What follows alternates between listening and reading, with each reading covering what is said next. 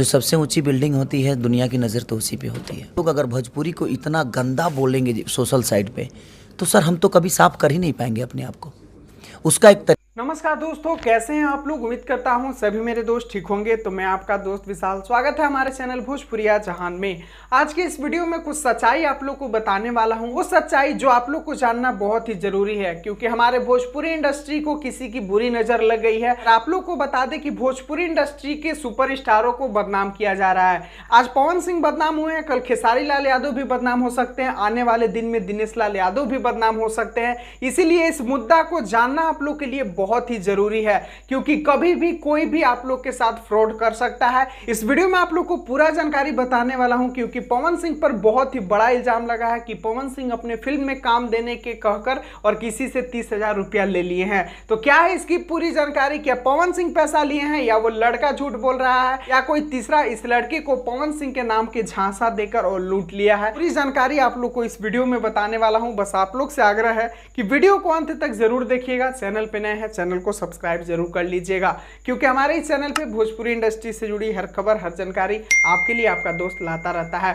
तो चलिए शुरुआत करते हैं आज की जानकारी। आप लोग को बता दें कि कल मैंने एक वीडियो बनाया था जिसमें मैंने बताया था कि एक लड़के का पवन सिंह ने पैसा ले लिया, ऐसा कुछ मैं वीडियो बनाया था। मेरा वो वीडियो बनाने का मेन मकसद ये था कि भोजपुरी इंडस्ट्री में किसी के साथ गलत ना हो, क्योंकि उस लड़का का जब मैंने इंटरव्यू देखा, वो जो सबूत दिखा रहा था कि पवन भैया का जो मैनेजर अमित सिंह है वो पैसा उनसे लूटे हैं और कुछ स्क्रीनशॉट भी दिखाया था। तो उसी के बात को लेकर मैं उसके हेल्प के लिए उस वीडियो को बनाया कि हो ना हो ऐसा अगर हो रहा है तो ये गलत हो रहा है। उस वीडियो में मैंने बोला भी था कि भोजपुरी इंडस्ट्री के दिग्गज कलाकार जिसके पास करोड़ों रुपए की संपत्ति है, करोड़ों रुपए के बंगला में रहते हैं, लाखों रुपए की गाड़ी से चलते हैं, वो ऐसा काम करेंगे ये तो बहुत ही बुरा है। मैंने ये चीज बोला भी था कि ऐसा काम अगर लोग करने लगे बहुत ही घिनौना काम है। लेकिन यहां पर आप लोग को बता दें कि उस लड़का का पैसा भी लुटाया है और उस लड़के का पैसा को पवन सिंह भी नहीं लूटे हैं। यहां पर मामला कुछ और ही है कि अब आप लोग को जो सच्चाई बताने वाले हैं, इस सच्चाई को सुनकर आप लोग का भी दिमाग हिल जाएगा कि भोजपुरी इंडस्ट्री में ऐसा भी होने लगा। एक बंदा है जो पवन सिंह के बारे में बहुत कुछ जानता है, यहां तक कि पवन सिंह के मैनेजर के नाम भी जानता है कि उनका गुड्डू सिंह नाम है,